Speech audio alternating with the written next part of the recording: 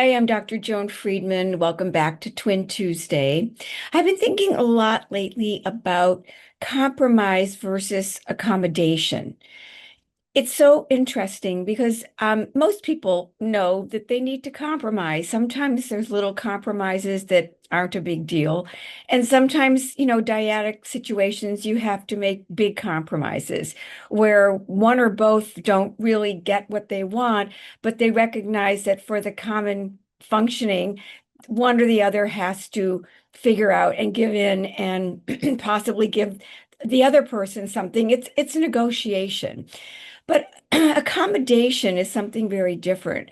And this is what twins are doing all the time, really without any awareness or consciousness. They just figure out what the other one needs or wants or thinks and automatically supplies that to the twin.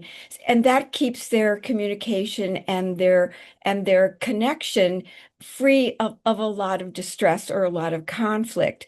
So when they get older, and they start needing to make other relationships and they start to need to feel about what they need and think and want, it's actually that they really have no idea. And it's not their fault. It's only that they've come out of this twinship accommodation model where they haven't ever needed to think about those things because there was this sort of nonverbal, unarticulated, unconscious way that the twins got along in order to have their connection function without much problem. So I see this often when twins want to differentiate, or one twin wants to all of a sudden say no, that her twin is stupefied. How can she say no to something when she's gone along with something for 20 or 30 years?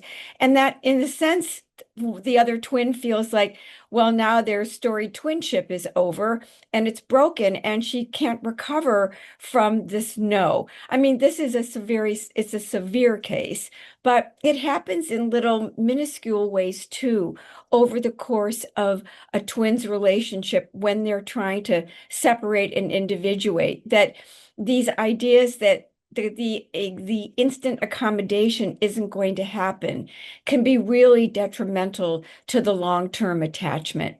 So it's something to really think about.